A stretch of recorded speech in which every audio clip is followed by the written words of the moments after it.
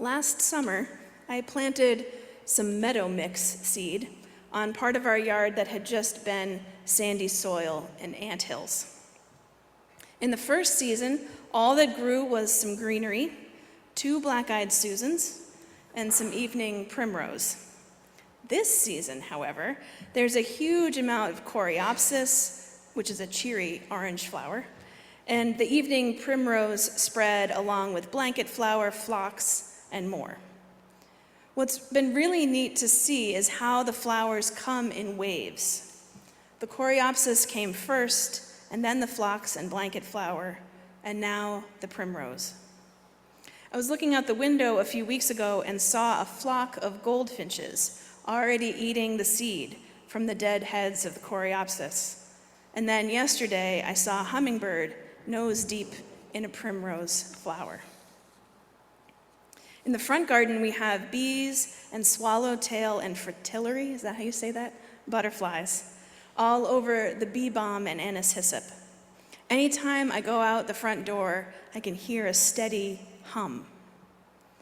As our peppers, tomatoes, and squash bloom, the bees, butterflies, and birds will do their thing, pollinating and eating bugs and bringing us more and better food. In the summer, in the country, in the beautiful Berkshires, we have many reminders of our interdependence. We can experience our elemental interconnection with all that is as we, or others on our behalf, harvest much of the food that will sustain us through the winter. We are part of an interdependent web, and that image is central to our faith tradition. Last month, our denomination adopted new language and covenant for our Unitarian Universalist Association around shared values. This is the first in a series of sermons exploring that new text, beginning with interdependence. And here's the full text of that part of the new bylaws. Interdependence. We honor the interdependent web of all existence.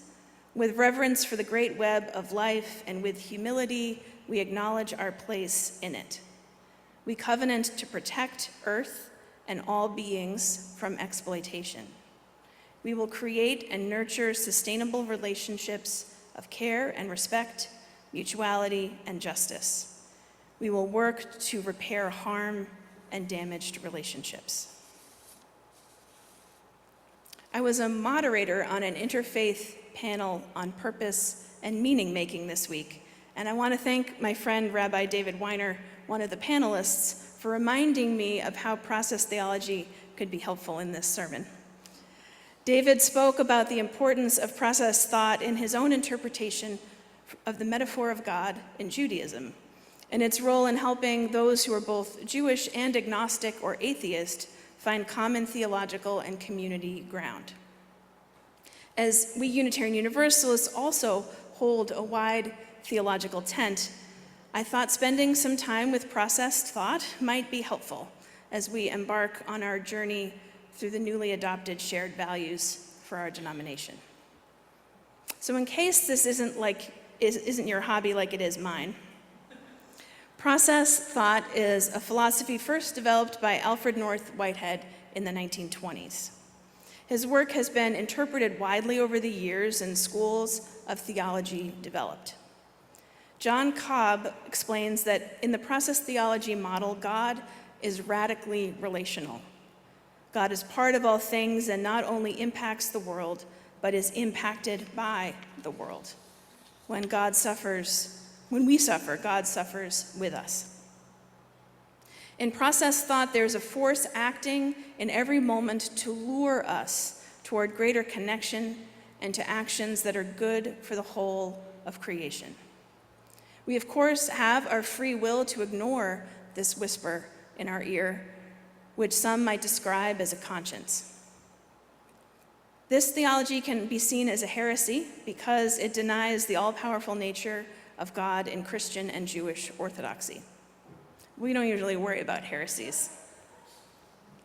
Process theology and our shared value of interdependence also locate human beings as part of creation rather than above it.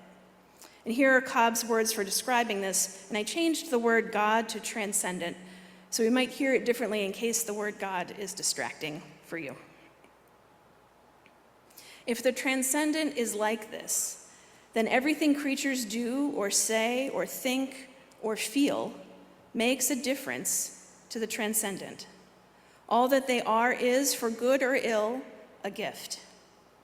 This is true not only of human beings, but of sparrows as well. That means that what human beings do to other human beings and to sparrows, they do also to the transcendent. Our lives are entwined with our neighbors and sparrows. Dr. Marjorie Suhaki, theologian and professor emerita from Claremont School of Theology, gave an introductory lecture to the intersection of process and feminist thought way back in 1983. She said of interdependence, "To perceive oneself existing interdependently in the world calls for responsible thought and action toward injustice anywhere in the world. I am affected by it and affect it. When in fact I have benefited from injustice through wealth or privilege, I am to that degree responsible for the perpetuation of the injustice. To sense is to move toward a different exercise of responsibility, which is to say, one which seeks to change the situation of the world in the direction of justice." Excuse me one second.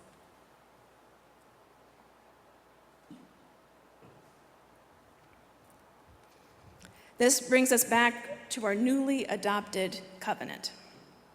Across congregations in the Unitarian Universalist Association, we have said that we will covenant to protect earth and all beings from exploitation. We will create and nurture sustainable relationships of care and respect, mutuality and justice. We will work to repair harm and damaged relationships. We will protect, nurture, and repair. In considering the complexity of the interdependent web that connects us all, these are a beginning. What might this call to action inspire? What might come of living out this shared value? That is our work together, to honor and acknowledge our interdependence and to act, to live into what this knowledge calls us to do. As you move through the next week, I invite you to be open to seeing the web in the world around us and in your day-to-day. Listen and watch for where that still small voice of connection may be calling us all toward choices that help the whole thrive. Consider how your choices help protect, nurture, and repair that web, and what we might do together to help all of us live into this covenant. So may it be, and amen.